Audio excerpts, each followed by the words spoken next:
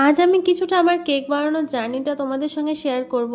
তো hello everyone, আমার আরও একটা নতুন কেকের ভিডিওতে অনেক অনেক ওয়েলকাম। তো তোমরা যদি আমার কাছে কেক অর্ডার করতে চাও, বার্থডে অ্যানিভার্সারি যে কোনো পারপাস কেক অর্ডার করতে চাইলে অবশ্যই আমার সঙ্গে কন্ট্যাক্ট করে নিতে পারো স্ক্রিনে দেওয়া নাম্বারে। তো যাই হোক, ফার্স্টেই যেটা বললাম যে আজকে আমার একদম কেক বানানোর শুরুর জার্নিটা তোমাদেরকে শেয়ার করব।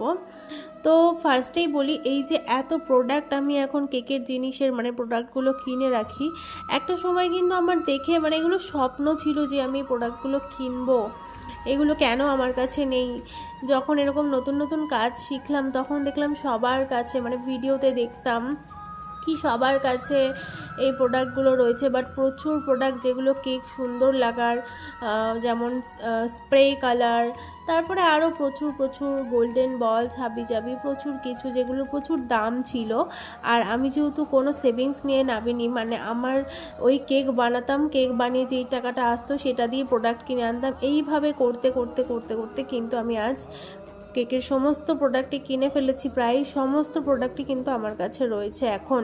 কিন্তু একটা সময় এগুলো আমার স্বপ্ন ছিল, আমি ভাবতাম যে ওর কাছে এটা আছে নিশ্চয়ই, ও এটা একটা ভালো লাগতো যে আমি কবে এগুলো কিনতে পারবো, আমার কবে এরকম সময় আসবে।